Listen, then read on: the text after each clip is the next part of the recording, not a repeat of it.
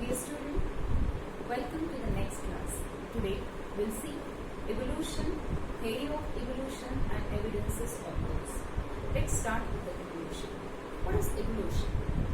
It's gradual change occurring in living organism over a long time duration. These are very slow.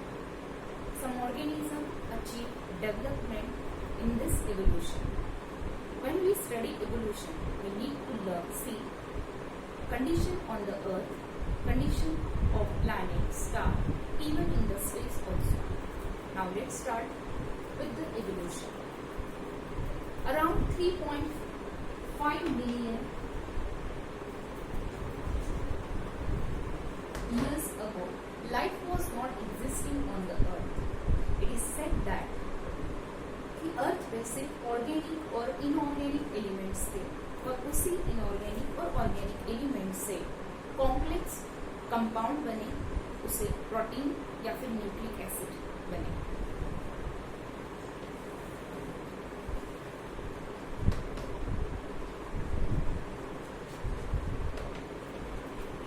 और इसी complex proteins और nucleic acids के साथ में on earth in the ocean, first cell existed. That cell was unicellular, which was made up of organic and inorganic elements. Later on, the development happened. This unicellular organisms developed into multicellular organisms.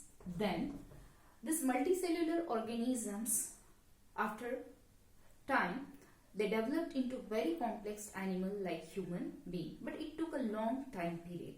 Now we can see that on earth, very small animals like amoeba, paramecium, very small plants like algae, chlorella, very giant animal like whale, and very giant plant like banyan is present on the earth. Life is present everywhere on the earth, we can see. And that's why human is having a curiosity to know about the origin and the evolution of life. That's why he started the study of origin of life. And he found different theories are given. बहुत सारी theories दी है कि life earth पे कैसी आई है. आप लोग पढ़ सकते हैं, बहुत सारी साइंस की बुक में दी है कि life earth में कैसे स्टार्ट हुई है. ऐसे हमने इन शॉर्ट में देखा है कि ऑर्गेनिक और इनऑर्गेनिक कंपोनेंट एक साथ आए, उससे प्रोटीन बने, न्यूक्लिक एसिड्स बने, न्यूक्लिक एसिड से प्रोटोप्लाज्म बने, प्रोटोप्लाज्म से सेल बने, देन सेल डिवाइड होके टिश्यूज बने, फिर उससे अलग अलग मल्टीसेल्युलर ऑर्गेनिजम्स बने और मल्टीसेल्युलर ऑर्गेनिजम्स से बहुत सारे ऑर्गेनिजम्स बने. Now, different theories are given for the evolution, and most accepted theory is the gradual development of living organisms. In this theory of evolution, it is said that life started in the ocean. First, it was started with the protoplasm, the matrix present in the cell. It started with the small protoplasm, then multicellular, very complex animal, and finally we can see a very higher animals like human being. This is called the evolution. Now, this theory of evolution should have some evidences. Let's start with the evidences of evolution of theory. The first evidence is the morphological evidence.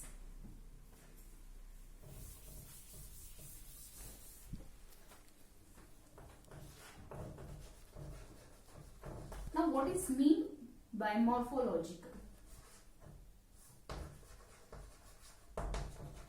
Morphology means external appearance. हम दिखते कैसे हैं? अगर हम दो example भी लेते हैं, प्लांट और animal.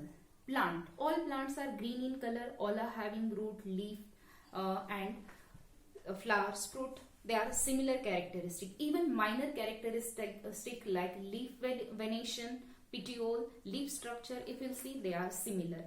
In animals, if we see, most of the animals are having hair on their body, 2 ears, 2 eyes, 4 legs. As you can see in this picture,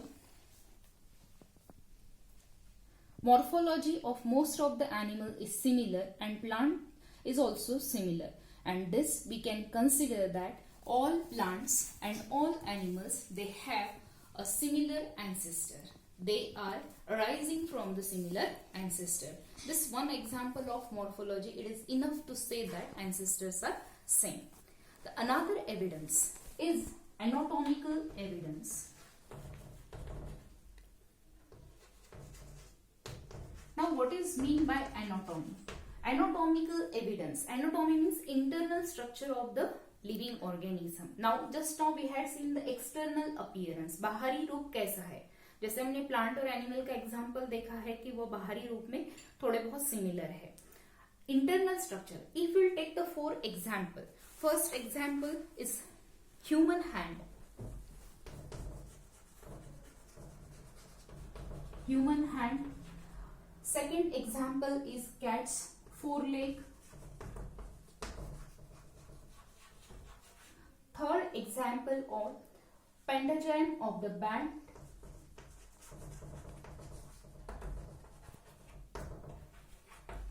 And fourth example is flipper of whale. If you see, in all these 4 examples, function may be different, but their internal structure, you can see they have a similar bones, and bone structure, bone joints are similar. If you see the internal structure of all these 4 examples, bone structure and joints of bones are similar. This evidence is enough to say that some animals, they have the same ancestors. Anatomical evidences. Now third evidence is vestigial organ, which is very important. Vestigial organ. West means what?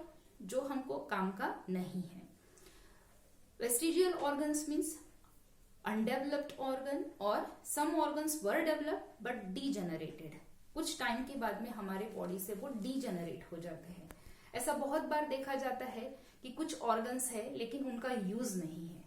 अगर हम देखेंगे तो हमारे जो wisdom teeth है, जिसको अक्कल दाढ़ बोलते हैं, उसका अगर हम लोग सोचेंगे तो सही में चबाने के लिए यूज है क्या? उत्तर है नहीं है. विजडम टीथ पहले यूज होगा इसलिए ये प्रेजेंट है, लेकिन अब उसका कोई भी यूज नहीं है. हमारे डाइजेस्टिव सिस्टम में जो अपेंडिक्स है, it is present, but now human being is not using it at all.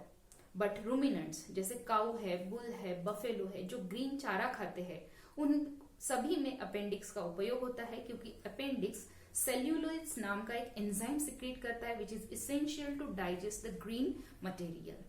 Human being cannot digest the green material like spinach or methi. Then another, this ear pinna, external ear. It is not useful in human being, but it is useful in other animals like rabbit, cow. They are using it to collect the sound waves.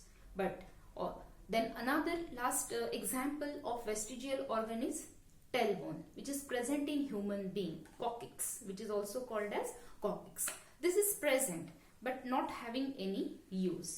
All these 4 example of vestigial organ, it shows that it was present, still present, but it takes a lot of year to degenerate. It's not having any use, but they are present.